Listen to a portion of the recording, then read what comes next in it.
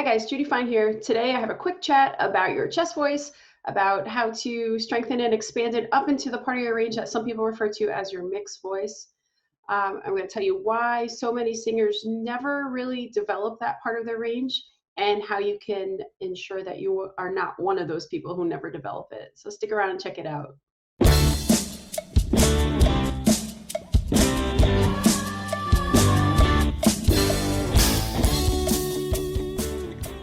Okay, so there are two primary reasons, in my experience with my students, why people don't end up developing their upper chest voice, or what some people call their mixed voice.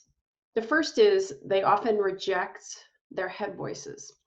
To build your singing voice, you have to build all of it. Sometimes for newer singers, you have to go into your head voice sooner. You just don't have the technique yet to expand your chest voice up to a range that you will be able to later. You have to just go into your head voice. You have to use your head voice. You have to exercise your head voice and strengthen it. Some people just reject their head voice altogether. They don't like the sound of it.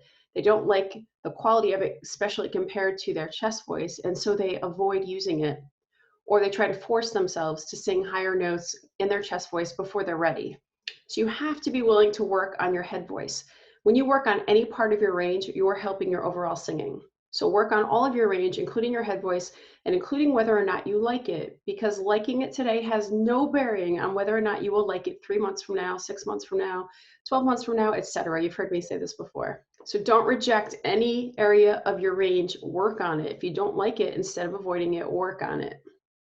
And that pretty much goes for everything in life, I think. The other thing that happens, and this is the most important part of what I want to share today, once a person becomes comfortable going into their head voice, they often become afraid of pushing their chest voice. So we're told, don't push your voice, don't strain, don't risk ruining your voice forever. When I was young, people used to say, oh, that rock music will ruin your voice.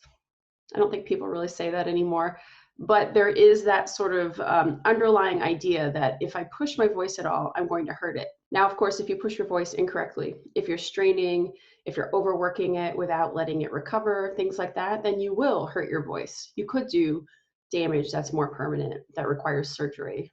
So I'm not going to suggest to you that you overwork your voice in an unhealthy way, but you do have to push the boundaries of your chest voice if you want to expand that part of your range. So what happens is you get more comfortable with going into your head voice, and then you go into your head voice all the time because it's easier. You have to be pushing your chest voice. You have to keep trying songs and exercises where you push your head voice a little further, a little further, a little further. You got to keep all the rules in mind: strong body, relaxed tongue, all that stuff. Now you may feel some vocal fatigue after you do this.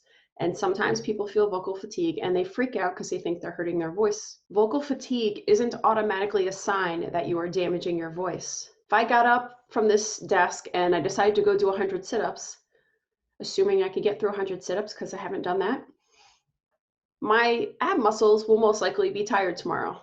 That's not because I destroyed my abs. It's because I worked muscles in a new way and they are tired. It's super important that if you work muscles in a new way and they become tired, that you let them rest and recover. That means tomorrow I do not do that because my muscles need to recover. The day after, I can try it again. And then if I'm fatigued, I will rest. And then I will try it again. And eventually I will not fatigue so easily. It's the same with your singing voice. So you have to learn to gauge whether or not you are doing something that is too harsh for your voice, or whether you're just pushing the boundaries slightly in a way that's healthy, but that needs some recovery time. If you don't do this, you are not going to expand your chest voice. So I want to encourage everybody watching this to not be afraid of this idea of ruining your voice, okay? You have to push it a little, and then you have to let it recover. If you do feel like maybe this is not a healthy kind of muscle fatigue, and maybe I'm doing something that isn't good for my voice, you got to go back to your basics.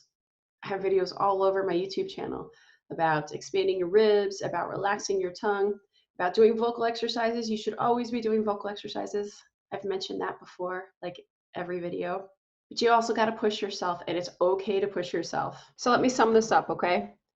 If you want to expand your chest voice up into the area that some people refer to as mixed voice, you have to push yourself. You have to both work on your head voice, but you also have to push your chest voice. So This song, whatever song it is, on this word, I always go into my head voice.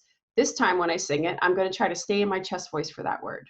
And you have to remember all the things that you've been learning, the strong body, the relaxed tongue, yada, yada. But you got to push yourself a little bit in healthy steps. And if you have vocal fatigue, you have to rest. Okay. Don't forget the rest and recovery part. It's super important. Now, I have a video in particular that talks about expanding your chest voice up into that mixed voice area. It's got some tools that you can use to practice. I'm going to link to it in the description, and I'll also put it on the end card. Use that with this new attitude that you have, that it's okay to push your voice a little bit. It's okay to get a little vocal fatigue as long as you recover. All right, let me know if you have any questions or comments about this. Good luck with your upper chest voice. It's a super great part of your range to get good at. It feels awesome. See you next time.